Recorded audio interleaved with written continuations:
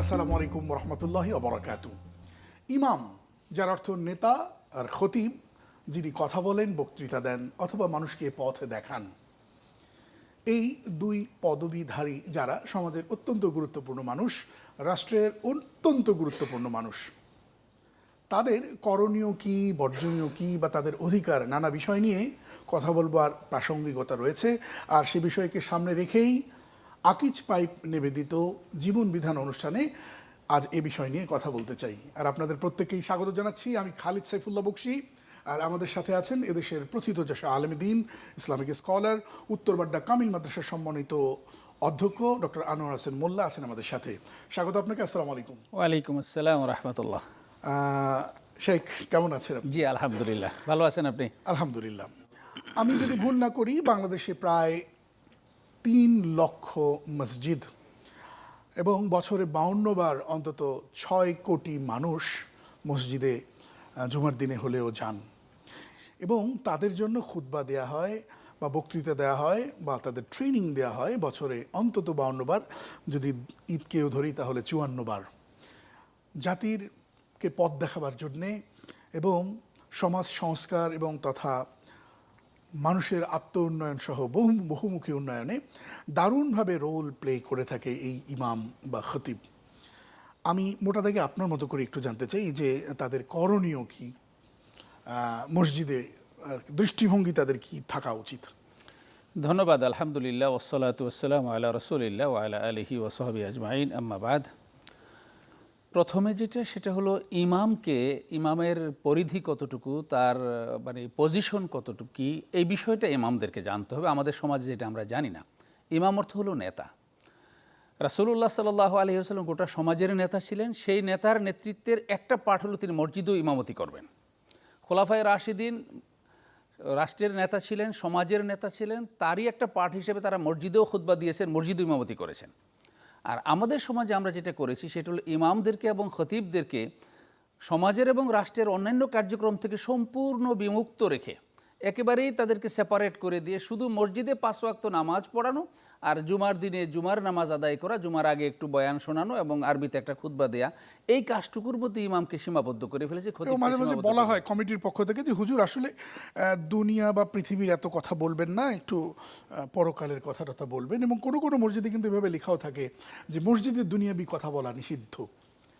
আসলে মসজিদ তৈরি করা হয়েছে দুনিয়াকে সুন্দর করার জন্য। রাসূলুল্লাহ সাল্লাল্লাহু আলাইহি ওয়াসাল্লাম এই মসজিদে বসেই তিনি রাষ্ট্র পরিচালনা করেছেন। সুতরাং মসজিদে দুনিয়াবি কথা বলতে আমি একজনকে জিজ্ঞাসা করেছিলাম যে আপনি দুনিয়াবি কথা বলতে এখানে কি বুঝাচ্ছেন? তখন উনি বলে যে নাজায়েজ কথা যেগুলো সেগুলো। তো দুনিয়াবি কথা মসজিদে দেখা হলো, বকশী ভাই কেমন আছেন? আসসালামু আলাইকুম, ভালো আছি। তো এটা তো একটা দুনিয়াবি কথা, খোঁজ খবর নিলাম, তো এটিকে বলা যাবে না? এগুলো বলা যাবে। তো যেগুলো নিষিদ্ধ হারাম কথা সেগুলো বলা যাবে না। তাহলে আপনি যে লিখে দিলেন মসজিদে দুনিয়াবি কথা বলা নিষেধ, তাহলে এমন একটা জায়গা বলেন যেখানে এরকম হারাম কথা গিয়ে বলা যাবে। এটা একটা অপ্রয়োজনীয় বা একটা অযৌক্তিক বক্তব্য। যদি আমরা দুনিয়াবি কথা বলতে এটা দ্বারা হারাম কথা বা নিষিদ্ধ কথা মিন করে থাকি, তাহলে হারাম কথা এবং নিষিদ্ধ কথা কিন্তু মসজিদে শুধু নয়, পৃথিবীর কোনো জায়গায় সেই কথাটা বলা যাবে না। তো আমরা যে পয়েন্টে ছিলাম সেটা হলো ইমাম সাহেবদেরকে আপনি যেরকম বলেন যে মসজিদ কমিটির পক্ষ থেকে এরকম চাপিয়ে দেওয়া হয়। আসলে ইমাম হলেন নেতা, আর আমাদের ইমামরা কিন্তু নেতা নন, তারা হলেন চাকরিজীবী, অন্যদের অধীনে তারা চাকরি করেন। মূল কনসেপ্টটা থেকে আমরা সরে এসেছি। বর্তমান অবস্থা প্রত্যাশিত তো নয়, প্রত্যাশিত নয় মোটেই। এটা হলো আমাদের বাস্তবতা। আমি যখন কমিটির অধীনে চাকরি করব, তখন আমি অনেক কথাই কমিটির এগেইনস্টে যাবে, কিংবা কমিটিকে হার্ট করবে, কিংবা কমিটির স্বার্থক্ষুণ্ণ হবে, এরকম কথা বলতে শুধু কি কমিটি, আমাকে তো ইমামদেরকে তো অনেক কিছুই দেখে কথা বলতে হয় বা তারা বলে থাকেন, মুখ চেয়ে চেয়ে কথা বলতে হয়। এই দৈনতা, এই বাস্তবতাও তো রয়েছে। এটার কারণ একটাই, সেটা হলো যে আমরা আসলে নেতা হিসেবে যে ইমাম হওয়ার কথা, আমরা সেই ইমাম যোগ্যতার দিক থেকে অনেকের ক্ষেত্রেই নাই। অনেক মসজিদে এরকম ইমাম আছে, সমাজে যদি কোনো একটা বিশৃঙ্খলা হয়, এটা মীমাংসা করার দায়িত্ব দিলে হয়তো উনি পারবেন না। সমাজের গুরুত্বপূর্ণ বিভিন্ন কার্যক্রমে নেতৃত্ব দিতে পারবেন না, ডাকা হয় না। আর ইমাম নিয়োগে দেওয়া হয় ওই কোয়ালিটি সম্পন্ন লোকদেরকে। সমাজে যেটা দরকার ছিল সেটা হলো এলাকার চেয়ারম্যান যিনি হবেন, ওই ওনার ইউনিয়নের সবচেয়ে বড় যে মসজিদটা হবে সেই মসজিদে উনি ইমামতি করবেন, উনি খুতবা দিবেন।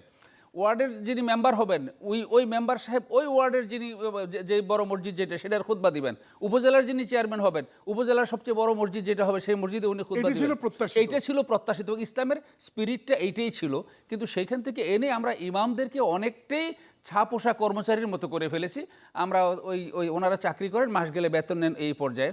তো আপনি যেটা বলেছেন যে করণীয় কি, প্রথমত আমাদের ইমামদেরকে ইমামের জায়গায় প্রতিস্থাপন করতে হবে, তাদেরকে সমাজের নেতৃত্বের আসনে আনতে হবে। এবং ইমামদের মধ্যে যদি সেই যোগ্যতার ঘাটতি থাকে, তাহলে যাদের মধ্যে যোগ্যতার ঘাটতি নেই তাদেরকে পর্যায়ক্রমে সেখানে রিপ্লেস করতে হবে। ইমামকে ইমামের মর্যাদায় যদি না দেওয়া যায়, ইমামের অবস্থানে যদি ইমামকে আমরা সেখানে তাদেরকে জায়গা না দিতে পারি, তাহলে এই সমাজের ইমামরা কোনোদিনই নেতা হয়ে উঠবেন না। আমরা একটা বিরতির পর আবারও আসছি। তার আগে প্রশ্ন রেখে যেতে চাই যে যখন সমাজের লোকেরা চাঁদা তুলে ইমামের বেতনের ব্যবস্থা করেন, তখন ইমাম সাহেবকে স্বভাবতই সবার চেহারার দিকে তাকিয়েই কথা বলতে হয়, বা কেউ কেউ বলে থাকেন যেটি অপ্রত্যাশিত। কিন্তু জাতির এত বড় কাজ করছেন, মোটিভেশনাল ওয়ার্ক করছেন, এনাদের পথ দেখানোর কারণে, হেদায়েতের পথ দেখানোর কারণে জেলখানায় কয়েদি কম হচ্ছে, অপরাধীর সংখ্যা কমে যাচ্ছে। এই জাতির উপরে রাষ্ট্রের কোনো খাত নেই যে তাদের বেতন দরকার রাষ্ট্রের পক্ষ থেকে কিনা, তাহলে তো কারো চেহারার দিকে তাকিয়ে কথা বলতে হয় না। এই বিষয়গুলো নিয়ে আসবো একটা বিরতির পর। দর্শক দেখছেন আকিজ পাইপের সৌজন্যে জীবন বিধান। ছোট্ট একটা বিরতির পর আবারও আসছি।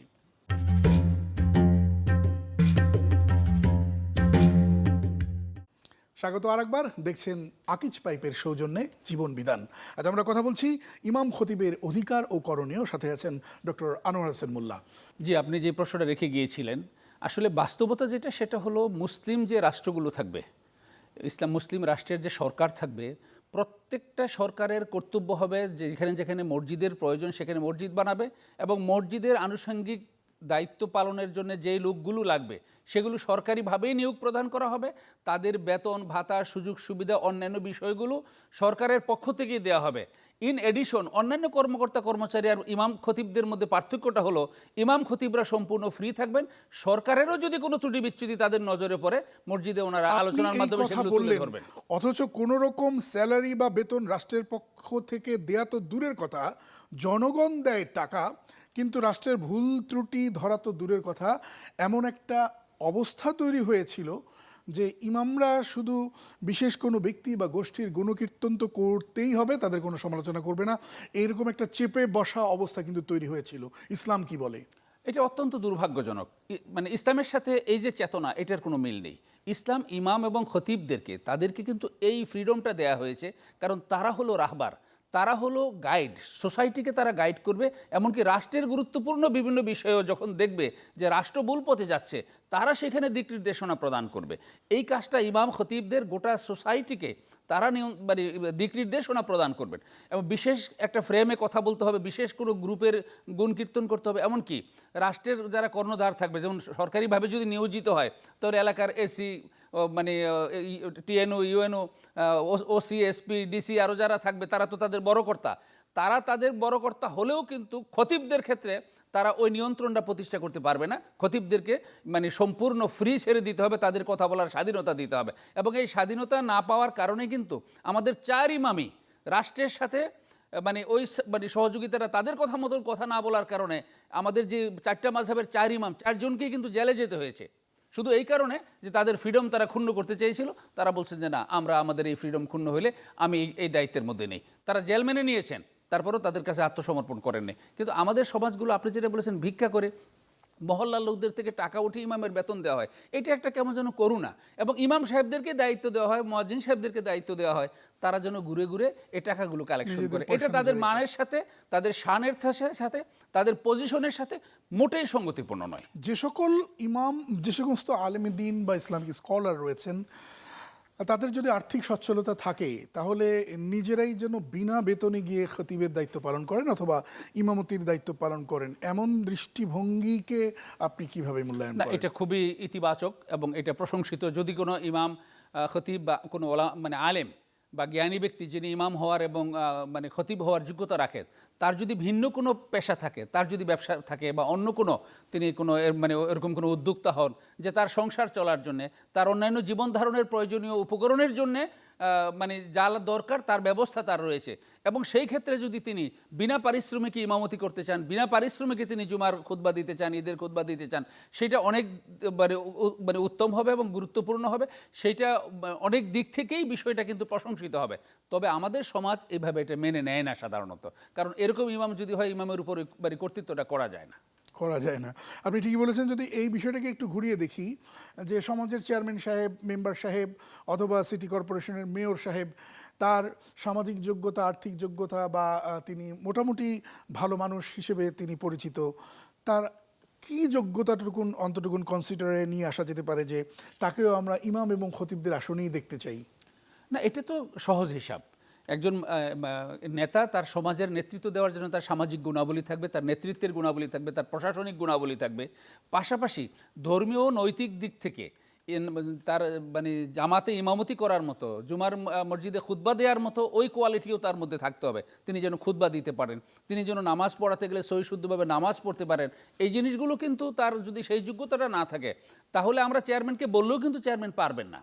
এই ক্ষেত্রে যেটা দরকার সেটা ওই যোগ্যতা সম্পন্ন লোকগুলোকে যেন আমরা নির্বাচন করার সময় প্রায়োরিটি দেই, যাতে আমরা নেতৃত্বের গুণাবলীও যার মধ্যে আছে এবং পাশাপাশি সেই মসজিদের যে ইমামের দায়িত্ব পালন কিন্তু করবে, বলা খতিবের তো দায়িত্ব হয়ে পালন থাকে, করবে। হুজুর দেখেন আপনারা ভালো মানুষ, হুজুর মানুষ, সেজন্যই তো আমরা আপনাদেরকে এত সম্মান করি। এই ভোট টোট, রাজনীতি ফাজনীতি এগুলোতে আপনারা কেন? এটা উদ্দেশ্যমূলক একটা কথা, যে ইসলামটাকে সমাজ থেকে, সোসাইটি থেকে, রাষ্ট্রের বিভিন্ন অর্গান থেকে, গুরুত্বপূর্ণ যে জীবন ঘনিষ্ঠ বিষয় থেকে ইসলামটাকে সরিয়ে মসজিদের মধ্যে সীমাবদ্ধ করে রাখার একটা সুদূর প্রসারী কূটকৌশলের অংশ। এবং আমরা হুজুররাও সেটা খুব আনন্দের সাথে এই মানে টোপটা আমরা গেলেছি। আমরাও নিজেদেরকে গুটিয়ে একবার মসজিদে সীমাবদ্ধ করে রেখেছি, অথচ ইসলাম এসেছে মানুষের জন্যে, সমাজের জন্যে, সমাজের অবস্থার পরিবর্তনের জন্যে। ইসলাম পূর্ব আরব সমাজে যে জঘন্য অবস্থা ছিল, সেই অবস্থাকে পরিবর্তন করে সর্বকালের সর্বশ্রেষ্ঠ সুন্দর একটা আদর্শ সমাজ রাসূলুল্লাহ সাল্লাল্লাহু আলাইহি ওয়াসাল্লাম গঠন করে গেছেন। এটা সমাজের প্রতিটি রন্ধ্রে রন্ধ্রে তার সংস্কারের ছোঁয়া লেগেছিল। আর আমরা কিন্তু ওই যে ওনাদের ওই কথার টোপ গিলে আলেম ওলামা যারা আছে, আমরা মসজিদের মধ্যে এসে আমরা নিজেদেরকে অনেকটাই আবদ্ধ করে রেখেছি, সমাজ থেকে বিচ্ছিন্ন করে ফেলেছি। আমাদের এই ইসলামকে, ইসলামের স্পিরিটকে, ইসলামের যে মানে আবেদন, এইটাকে যতক্ষণ পর্যন্ত মসজিদ থেকে বের করে সমাজের বিভিন্ন জায়গায় আমরা সেট করতে না পারবো, ততক্ষণ পর্যন্ত ইসলামের সুফল মানুষ পাবে না। অনেক ধন্যবাদ ডক্টর আনোয়ার হোসেন মোল্লা আপনাকে। ধন্যবাদ আপনাকেও। দর্শক, শেষ করব যাবার আগে যে কথাটি বলতে চাই, ইমাম, খতিব, সমাজের নেতা, 3 লাখ মসজিদ থেকে যদি এক একজনের মাধ্যমে মাত্র 100 জন মানুষ হেদায়েতের পথে চলেন, তাহলে সংখ্যা কত দাঁড়ায়। এবং এই মানুষগুলো যদি অপরাধের সঙ্গে সম্পৃক্ত না হয়, তাহলে জেলখানায় কয়েদি হবে কম, পুলিশের প্রয়োজন হবে কম। এত বিরাট অবদান যারা রাখেন মানুষের মনোজগৎকে পরিবর্তন করবার মধ্য দিয়ে, তাদের জন্যে কোনো সরকারের আমলেও কোনো রকম বাজেট নেই, তুলে দেয়া হয় ভিক্ষাবৃত্তির মাধ্যমে তাদের স্যালারি বা বেতন। অথচ রাস্তা যারা ঝাড়ু দেয়, আমরা তাদেরকে রেসপেক্ট করছি, তারা অত্যন্ত ভালো কাজ করেন, পরিষ্কার পরিচ্ছন্নতা ইমানের অঙ্গ, তারা সেখানে রোল প্লে করছেন, তাদের জন্য ইমারত বা বাড়ি পর্যন্ত বানিয়ে দেওয়া হয়, তাদের ভালো স্যালারিও দেওয়া হয়। কিন্তু সমাজের এই মানুষগুলোকে অত্যন্ত অবজ্ঞার চোখেই দেখা হয়, অন্তত রাষ্ট্রের পক্ষ থেকে। বিচার দিলাম জনতার কাছে। দেখছিলেন আকিজ পাইপের সৌজন্যে জীবন বিধান। আজ পর্যন্তই। আসসালামু আলাইকুম রহমতুল্লাহি ওয়া বারাকাতুহু।